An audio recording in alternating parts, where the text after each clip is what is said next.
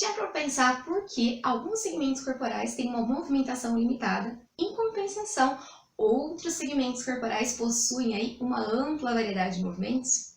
E por que algumas pessoas parecem ser elásticas? Isso tem a ver com articulação, que vai direcionar os nossos movimentos. Além disso, essa frouxidão relativa dos ligamentos, ou mesmo a quantidade de tecido colágeno que encontra-se tanto nos ligamentos como nos músculos que cruzam as articulações, podem dar uma maior extensibilidade, o que leva a acreditar que alguns indivíduos podem ser elásticos, quando na verdade não é, né?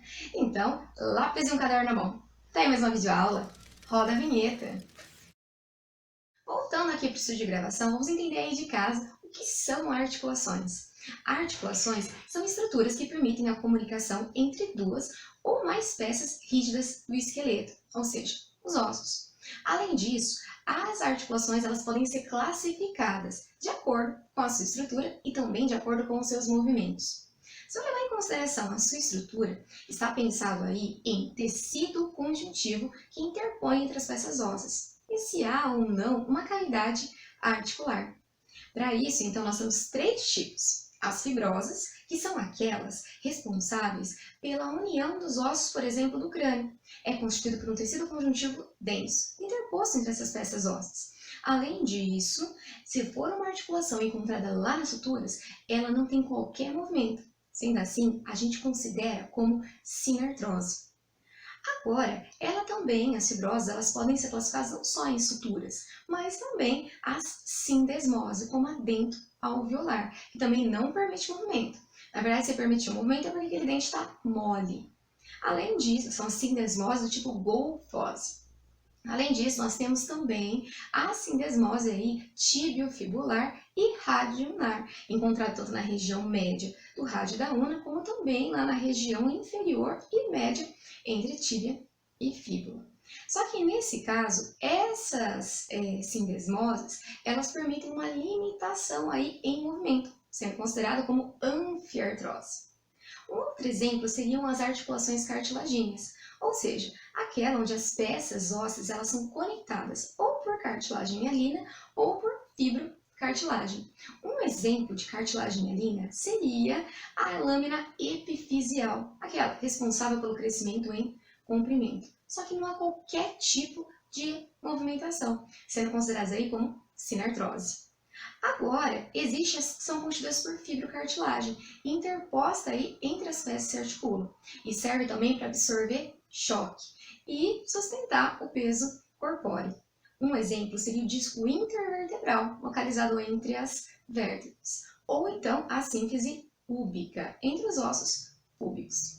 Agora, o que mais tem movimento, na verdade a única que tem liberdade de movimentos, que são chamadas as diartroses, com liberdade de movimento, são as sinoviais. O que são as sinoviais? Sinoviais são aquelas constituídas por tecido conjuntivo denso, o qual une as suas peças articulares. Só que ela possui uma cavidade articular, e essa cavidade articular vai fazer toda a diferença aí na hora do movimento.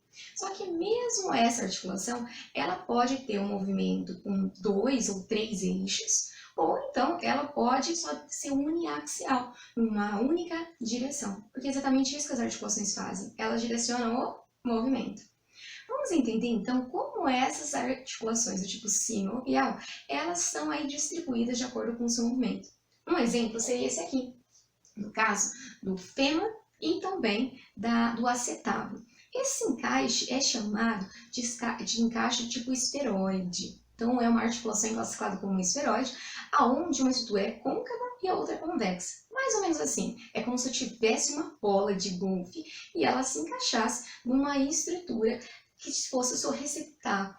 E essa estrutura toda vai permitir aí uma liberdade de movimento em 3 eixos, como por exemplo, flexão, extensão, abdução, adução e rotação. Então, essa classificação aí é chamada de esferoide. Um segundo exemplo seria a que o rádio faz com o capítulo lá do úmero, e seria uma articulação do tipo trocoide. Seria o que essa articulação? Ou pivô, aonde dá uma rotação. Quer dizer o quê? Isso tem um único movimento, então ela é uniaxial.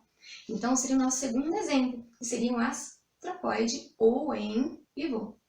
Um terceiro exemplo seria a articulação carpal, que é aquela que permite movimento aí pode permitir flexão, extensão, abdução e adução, só que nesse caso eu considero ela como desvio radial, desvio lunar. Então essa articulação radiocarpal, ela permite essa liberdade aí de movimento em dois principais eixos, como os desvios, desvio radial e desvio lunar, como também flexão e extensão. Um quarto exemplo seria do gínglino. Gínglino é uniaxial, uma única direção, flexão e extensão.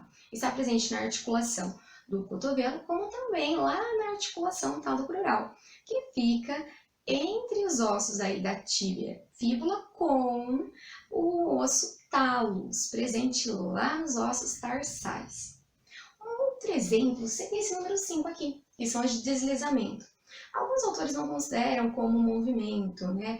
Ou consideram como uniaxial um único movimento porque ele faz um leve deslize. Aonde eu poderia encontrar?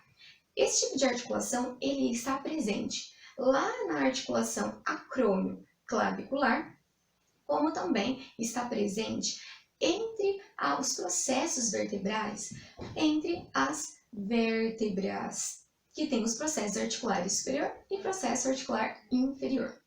Um último exemplo seria a celar. O que seria essa celar? Também tem uma estrutura que é côncava, outra que é convexa, só que esse movimento vai permitir esse encaixe que acontece principalmente lá no primeiro metacarpal, com o seu carpo correspondente, né, que seria a articulação lá que envolve o polegar entre o trapézio e o osso metacarpo. Esse tipo de articulação vai permitir o quê? A flexão, extensão, a abdução, a adução em dois principais eixos.